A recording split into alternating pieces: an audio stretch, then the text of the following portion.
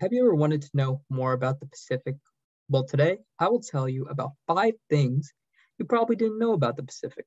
This video will push you to look past the stereotypes about lush islands and understand the various truths and tragedies regarding the Pacific. Number 5. The Pacific is a cornerstone of America's economy. 60% of the world's oil supply is transported over sea, and 20% of the Pentagon's budget is used to protect those trade routes. This picture below shows the maritime traffic of the Pacific. And as seen, it is very busy. There's a lot of trade that happens, transportation, among other things. To ensure that the U.S. could maintain and profit from the Pacific, there has been a major expansion and militarization of the Pacific over many decades. Elizabeth DeLoughrey, a professor at UCLA who teaches post-colonial and indigenous literature, stated that the U.S. military maritime regime has expanded to 100 million square miles, or a stunning 52% of the Earth's surface. Also, the largest U.S. naval base is located in Hawaii. As you can see in this image, it shows the 2018 RIMPAC, which is the Rim of the Pacific exercise, which is the world's largest international maritime warfare exercise.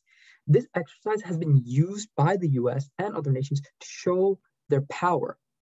And what can be concluded from all of this is that the Pacific has been heavily militarized, especially by the US, and taken advantage of. Number 4. From 1946 to 1958, the US tested 67 nuclear weapons in Bikini and Inuviatok.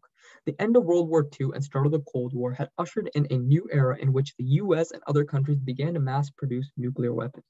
The US and other countries, though, tested most of their bombs in the Pacific. This had resulted in forced mass migration of indigenous people, along with death, destruction of whole islands, and eradication of culture. This picture below is one of the many underwater nuclear tests which happened in the Pacific. Number 3. Operation Bravo, conducted by the U.S., laid waste to the inhabitants living near the Bikini Atolls. Operation Bravo, widely known as Castle Bravo, was part of a larger operation for testing high-yield nuclear devices and was conducted by the U.S. Atomic Energy Commission and the Department of Defense. The U.S. realized that Bikini Atolls isolation made it the ideal area for nuclear testing. So in 1946, the island's U.S. military governor asked the locals if they would be willing to temporarily relocate. They had used the excuse of that the bombs would be used for the good of mankind and to end all world wars. The islanders agreed under the impression that they would be able to return home after a brief period. No one thought that the island would become uninhabitable for decades. When the tests advanced, there were actually miscalculations about the yield and resulted in the largest U.S. nuclear contamination accident. The nuclear bomb was 1,000 times stronger than that of the nuclear bombs used in Hiroshima and Nagasaki, and is the 5th largest nuclear test in history. The test resulted in nuclear fallout that rained down on inhabitants of the atolls near the site. And there was critical fallout in areas such as Rongelap, Rongerik, and other atolls in the Marshall Islands. There were evacuations organized by the United States, but they were too slow to limit the lethal amounts of radiations that had affected the inhabitants. And for years later, inhabitants of the islands experienced numerous health problems, including birth defects, among other issues such as radiation poisoning. And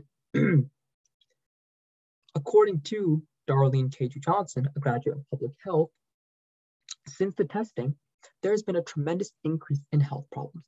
The biggest problem we have now, especially among women and children, is cancers. We have cancer in the breast, we have tumor cancers. The women have cancers in their private places. Children are being deformed. I saw a child from Rongelap. It is an infant. Its feet are like clubs, and another child whose hands are like nothing at all. It is mentally retarded. Some of the children suffer growth retardation.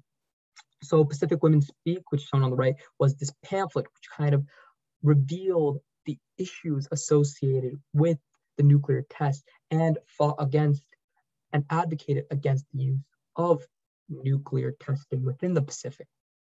And so we can see that there were so many issues that came along with this nuclear testing that affected the people physically, mentally, psychologically, and caused so much despair for the people. Number 2, blue washing has been prevalent within the Pacific. So blue washing is basically using marine protected areas to create a guise that there is environmental protection happening in the Pacific. But in reality, the US governments have been using those marine protected areas to hold on to strategic territories.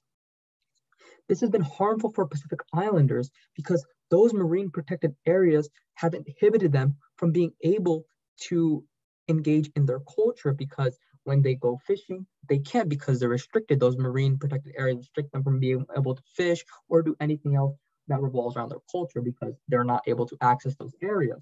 And so this has really disrupted and caused a lot of impact toward their livelihoods and culture. And this image right here shows the various different marine protected areas. And we can see that there's millions of kilometers of these areas, and there's like the Cook Islands Marine Park, Easter Island Marine Park, and various other reserves that have been put in place and made, which has allowed for the US to have those strategic points as talked about before, causing for a lot of issues with the Pacific Islanders. Number 1, there is a myth about the Pacific Islands already being submerged. The image below is the island of Tuvalu. And if you search up Tuvalu on Google, the results will point you to articles that talk about Tuvalu as if it has already been submerged. In reality, that is not the case. And there have been many poets and writers who have wrote pieces to fight against this notion, this myth. For instance, in the poem Rise from One Island to Another, Kathy Jetnell Kidgener, a Marshallese poet, says, "Sister of ice and snow, I offer you these shells and the story of two sisters as testament, as declaration that despite what we are told, we will not leave, we will choose stone, we will choose to be rooted to this reef forever."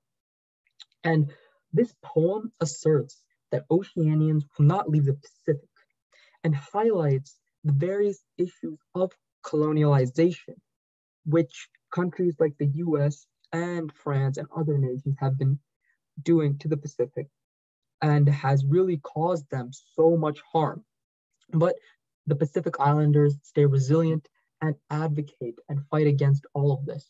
But the capitalistic nations have really impacted them severely, and through the various nuclear testings and blue washing have really caused so much harm to the Pacific Islanders. But still, they fight back and they voice their opinions through literary works, speeches, and various other forms of communication. Thanks for watching, and I hope you have learned more about the Pacific and the various tragedies that the people have been through. And I urge you to go and read other pieces of works by many different poets, such as Kathy Jetnell Kidgener, Craig Santos Perez, and many other writers such as Chantal T. Spitz, to learn more about the Pacific and the issues surrounding it, because this will allow you to become more connected to the world